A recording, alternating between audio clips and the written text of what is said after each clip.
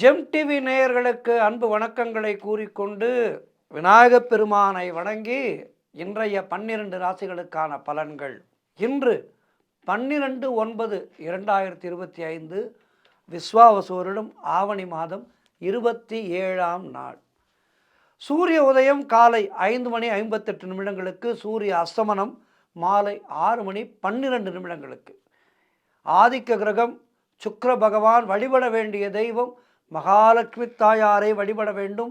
மேலும் இன்றைய நாள் கிருத்திகை விரதம் இருப்பவர்கள் இன்றைய நாளிலே விரதம் இருந்து முருகப்பெருமானையும் வணங்க வேண்டும். இன்றைய நல்ல நேரம் காலை 9:15 முதல் 10:15 வரை, மாலை 4:45 முதல் 5:45 வரை. ராகு காலம் காலை 10:30 முதல் மதியம் 12 வரை.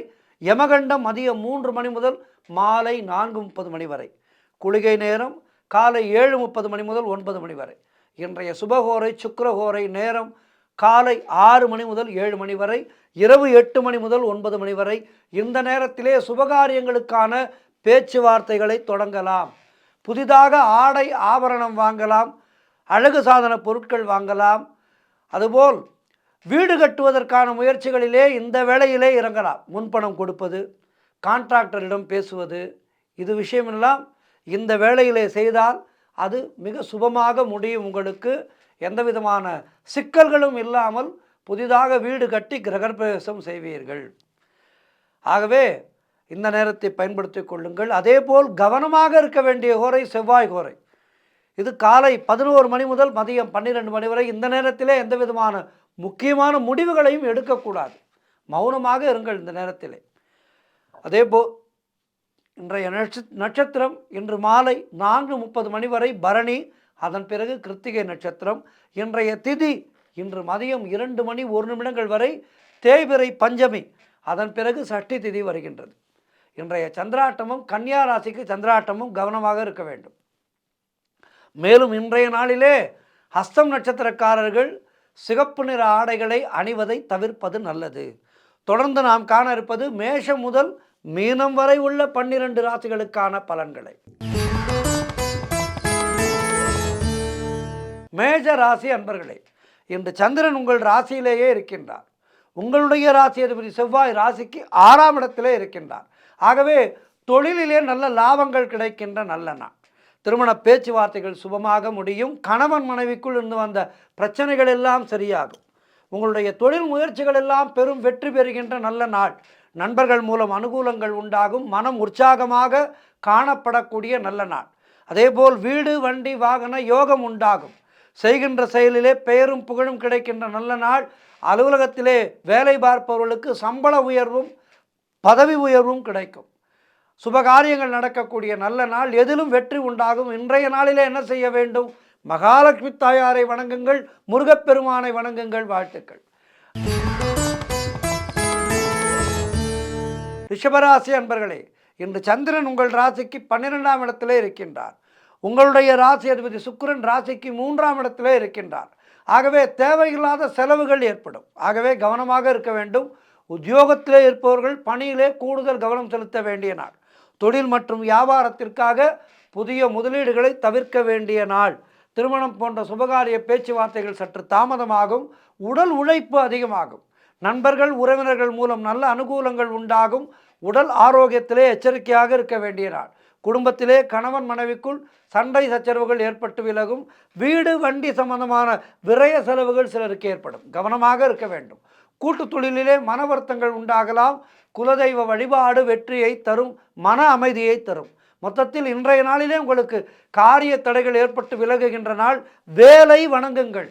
வேலை வணங்குவதே வேலை என்று வேலை வணங்குங்கள். காலை நேரத்திலே மகாலட்சுமி வழிபாடு செய்யுங்கள். நமஸ்தேஸ்து மகாமாயே ஸ்ரீ பீடே சுரபூஜிதே சங்கு சக்கர கிருதாஹஸ்தே மகாலட்சுமி நமோஸ்துதே என்று மகாலட்சுமி அஷ்டகத்தை சொல்லுங்கள். சமஸ்கிருதமாக இருக்கின்றது என்று நீங்கள் யோசித்தால் அஷ்டலட்சுமிகளுடைய பெயர்களை சொல்லி வணங்குங்கள். மொத்தத்தில் இன்றைய நாளிலே மகாலட்சுமி வழிபாடு செய்யுங்கள். முருகப்பெருமானை வணங்குங்கள். நல்லதே நடக்கும். வாழ்த்துக்கள். மிதுன ராசி அன்பர்களே, இன்று சந்திரன் உங்கள் ராசிக்கு 11ஆம் இடத்திலே இருக்கின்றார். உங்களுடைய ராசி அதிபதி புதன் ராசிக்கு 4ஆம் இடத்திலே இருக்கின்றார். ஆகவே காரிய வெற்றிகள் உண்டாகும். திருமணம் போன்ற சுபகாரிய பேச்சுவார்த்தைகள் இனிதே முடியும். வீடு வண்டி வாகன மாற்றம் ஒரு சிலருக்கு உண்டாகும். கூட்டு தொழில் செய்பவர்களுக்கு நல்ல லாபங்கள் வரக்கூடிய நல்ல நாள். பழைய பாக்கிகள் எல்லாம் வசூலாகும். குலதெய்வ வழிபாடு வெற்றியை தரும். மனம் சந்தோஷமாக இருக்கும். கடன் பிரச்சனைகள் தீரும். பொருளாதாரத்திலே திருப்திகரமான நிலை ஏற்படும். பிள்ளைகளால் பெருமை ஏற்படும். வாழ்க்கை துணையால் மகிழ்ச்சி உண்டாகும். உறவினர்களோடு இருந்து வந்த மன வருத்தங்கள் எல்லாம் தீருகின்ற நாள். தொழில் மற்றும் வியாபாரத்திலே சிறப்பான முன்னேற்றம் ஏற்படும். அலுவலகத்திலே இருந்து வந்த நெருக்கடிகள் குறையும். மொத்தத்தில் இன்றைய நாள் அற்புதமான நாள். இன்றைய நாளிலே என்ன செய்ய வேண்டும்? மகாலட்சுமி வழிபாடும் முருகப்பெருமான் வழிபாடும் செய்யுங்கள். வாழ்த்துக்கள். கடகராசி அன்பர்களே, இன்று சந்திரன் உங்கள் ராசிக்கு 10ஆம் இடத்திலே இருக்கின்றார். ஆகவே தொழிலிலே நல்ல முன்னேற்றங்கள் உண்டாகும். உறவினர்களால் ஆதாயங்கள் உண்டாகும். தாய் வழி சொத்துக்கள் கைக்கு வருகின்ற நல்ல நாள். வீடு வண்டி வாகன யோகம் உண்டாகும். உங்களுடைய முயற்சிகள் எல்லாம் பெரும் வெற்றி பெறக்கூடிய நல்ல நாள். குலதெய்வ வழிபாடு அனுகூலத்தை தரும். முன்னோர்களுடைய ஆசீர்வாதம் பரிபூர்ணமாக கிடைக்கும். உங்களுடைய முயற்சிகள் எல்லாம் பெரும் வெற்றி பெறுகின்ற நல்ல நாள். உத்தியோகத்தில் இருப்பவர்களுக்கு சம்பள உயர்வு, பதவி உயர்வு, இடமாற்றம் போன்றவை கிடைக்கும். திருமணத்துக்காக காத்திருக்கின்ற வரன்களுக்கு திருமணம் நிச்சயமாகும். மொத்தத்தில் அற்புதமான நாள் இன்றைய நாள். நமக்கு நாள் நன்றாக இருக்கும் போதும் இறைவனுக்கு சென்று நன்றி செலுத்த வேண்டும். நாளிலே சற்று கிரகதோஷங்கள் ஏற்பட்டாலும் இறைவனை சென்று நாடி சென்று வணங்கி நம்முடைய கிரகதோஷங்களை தீர்த்து கொள்ள வேண்டும். மொத்தத்தில் அன்றாடம் ஆலய வழிபாடு அவசியம். இதனை நாம் மனதிலே நன்கு கருத்திலே கொண்டால் 365 நாட்களும் நமக்கு இனிமையான நாட்களாக அமையும். ஆகவே இன்றைய நாளிலே இறைவனுக்கு நன்றி செலுத்துவதற்காக கோவிலுக்கு செல்லுங்கள். வாழ்த்துக்கள். சிம்மராசி அன்பர்களே, இன்று சந்திரன் உங்கள் ராசிக்கு 9ஆம் இடத்திலே இருக்கின்றார். உங்களுடைய ராசி அதிபதி சூரியன் ராசியிலேயே இருக்கின்றார். ஆகவே வேலையிலே இருந்து வந்த பிரச்சனைகள் எல்லாம் சரியாகும். அலுவலகத்திலே ஒரு சுமூகமான சூழ்நிலை உருவாகும். தந்தை உறவு வழியிலே நல்ல அனுகூலங்கள் உண்டாகும். எடுக்கின்ற முயற்சிகளிலே பெரும் வெற்றி கிடைக்கின்ற நல்ல நாள். உடல் ஆரோக்கியத்திலே நல்ல முன்னேற்றங்கள் உண்டாகும். கடன் தொல்லைகள் விலகும். நண்பர்கள் மூலம் எதிர்பார்த்த உதவிகள் எல்லாம் கிடைக்கும். கூட்டு தொழில் செய்பவர்களுக்கு நல்ல லாபங்கள் வரக்கூடிய நாள். வேலை தேடி கொண்டிருப்பவர்களுக்கு நல்ல வேலை கிடைக்கும். மொத்தத்தில் பொருள் வரவும் தனலாபமும் அதிகரிக்கின்ற நாள். குழந்தைகளுக்காக சுப செலவு செய்யக்கூடிய நாள். சிறப்பான நாள். இன்றைய நாளிலே மகாலட்சுமி வழிபாடும் முருகப்பெருமான் வழிபாடும் செய்யுங்கள். வாழ்த்துக்கள். கன்னிராசி அன்பர்களே, இன்று சந்திரன் உங்கள் ராசிக்கு 8ஆம் இடத்திலே இருக்கின்றார். உங்களுடைய ராசி அதிபதி புதன் ராசியிலேயே இருக்கின்றார். இன்று நாள் முழுவதும் சந்திராட்டமும். மௌனத்தை கடைபிடியுங்கள். யாரிடமும் அதிகம் பேசாதீர்கள். கோபத்தை முற்றிலுமாக குறைத்து கொள்ளுங்கள். மௌனத்தை அதிகம் கடைபிடியுங்கள். இன்றைய நாளில் என்ன செய்ய வேண்டும்? முக்கியமான முடிவுகளை எடுக்கக்கூடாது.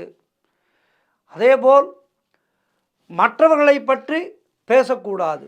அலுவலகத்திலே வேலை பார்க்கின்றீர்கள் என்றால் வேலை உண்டு நீங்கள் உண்டு என்று இருக்க வேண்டும். மேலதிகாரிகளை அனுசரித்து செல்ல வேண்டிய நாள்.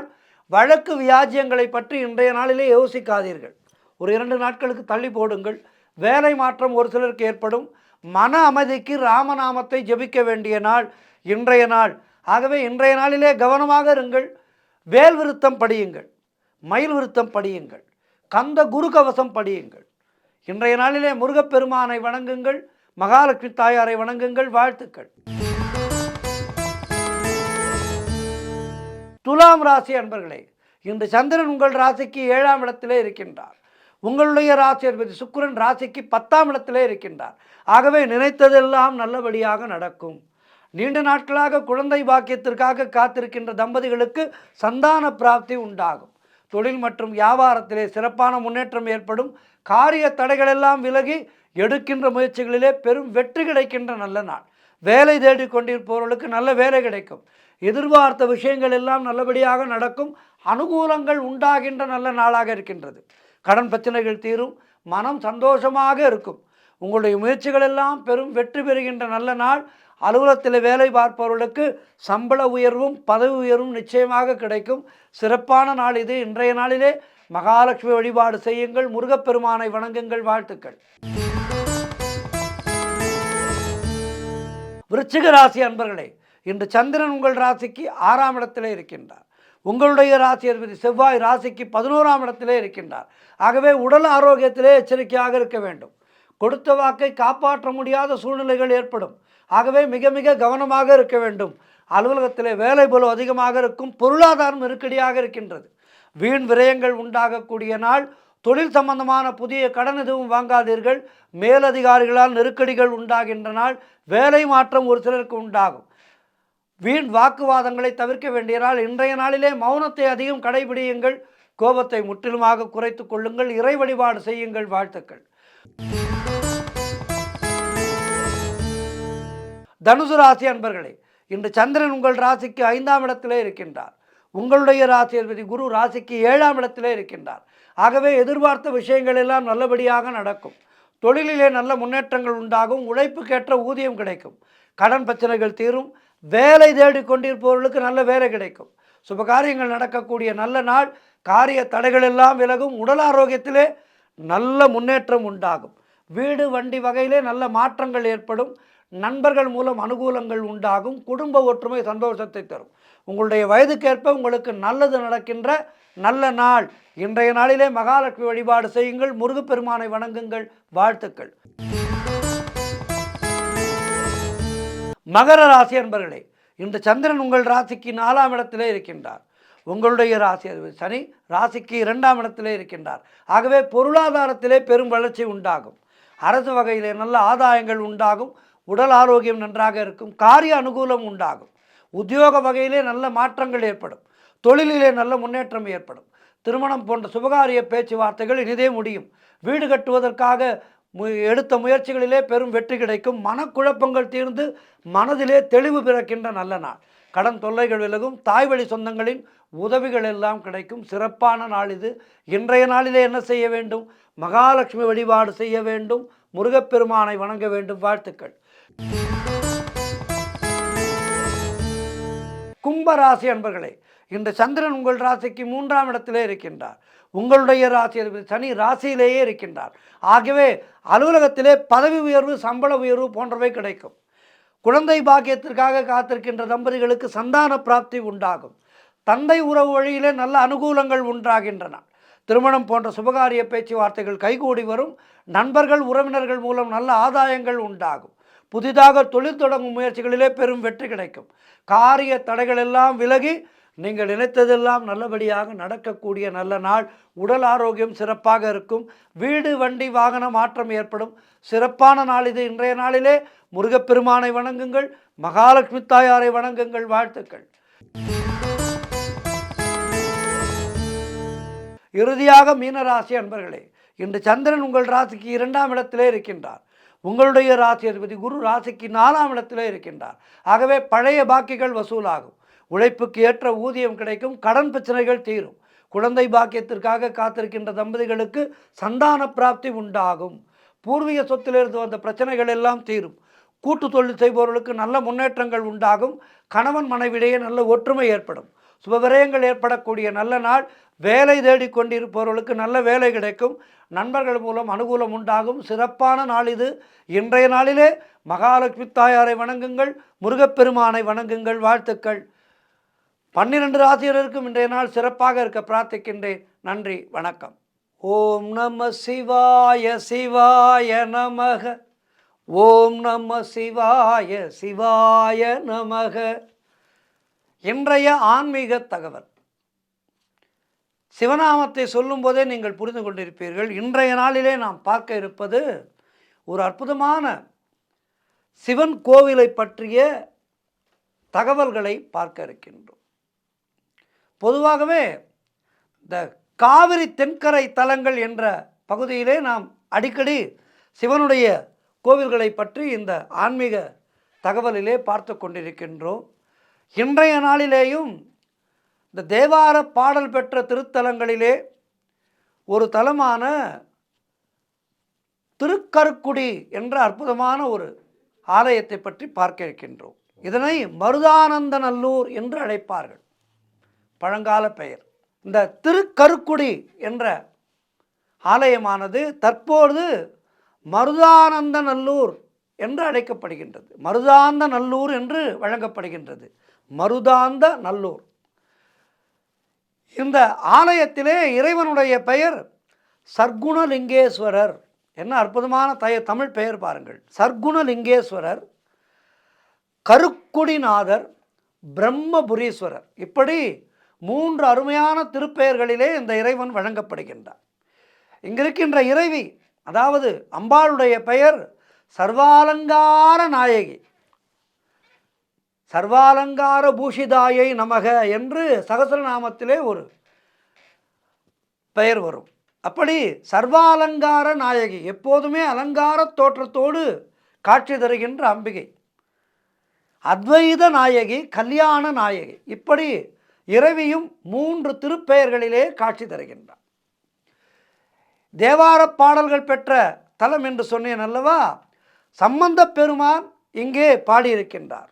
இந்த தேவார பாடல் பாடியிருக்கின்றார் என்று சொன்னேன் அல்லவா? சம்பந்த பெருமான் பாடியிருக்கின்றார். நனவிலும் கனவிலும் என்ற அற்புதமான ஒரு பாடலை இந்த ஆலயத்து சிவபெருமானை நோக்கி பாடியிருக்கின்றார். இந்த ஆலயமானது கும்பகோணத்துக்கும் நீடாமங்கலம் சாலையிலே சாக்கோட்டைக்கு அருகிலே தென்கிழக்கிலே 1.5 கிலோமீட்டர் தூரத்திலே இருக்கின்றது.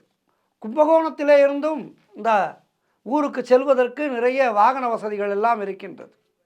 இந்த சர்க்குணலிங்கேஸ்வரர் திருக்கோவில் ஒரு அற்புதமான ஒரு திருக்கோவில். இந்த ஆலயத்துக்கு செல்வதாலே என்ன பலன் என்றால், இந்த சர்க்குணலிங்கேஸ்வரையும் சர்வாலங்கார நாயகியையும் தரிசிப்பவர்களுக்கு வாழ்க்கையிலே அந்த தம்பதிகளுக்கு பிரிவு என்பதே வராது.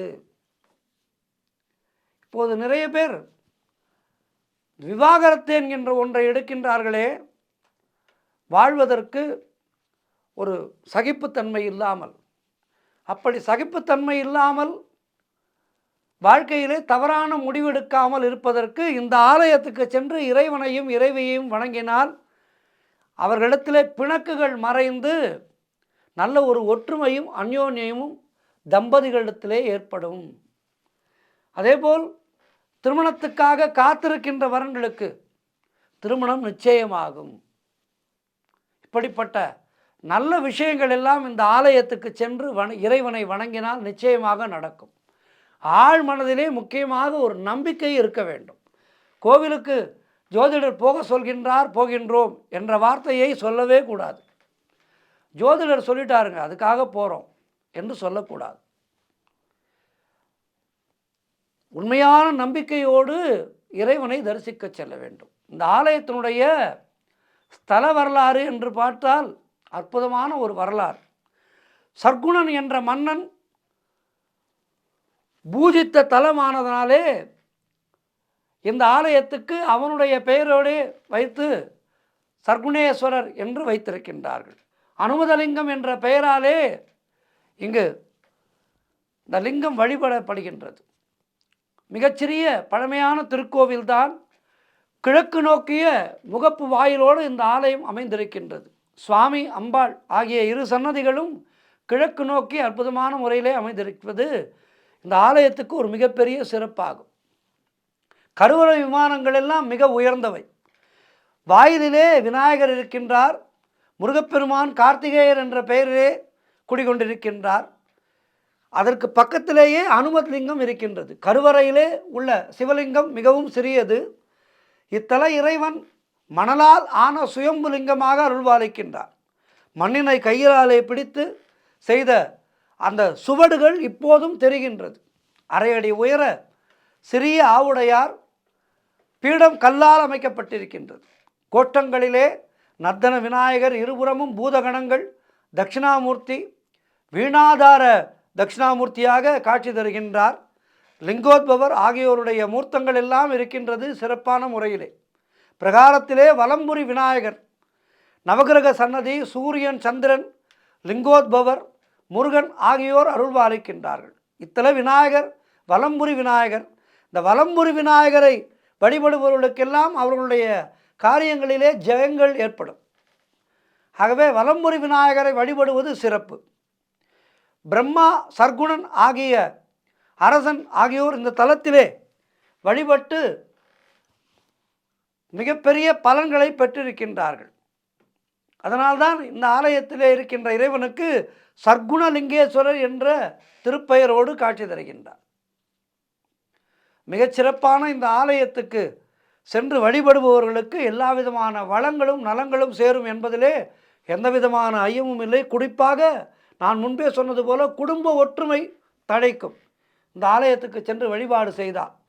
ஆகவே சிவபெருமானை வணங்கி சர்வாலங்கார நாயகியை வணங்கி வாழ்விலே ஏற்றமும் மாற்றமும் பெறுவோம். நன்றி, வணக்கம்.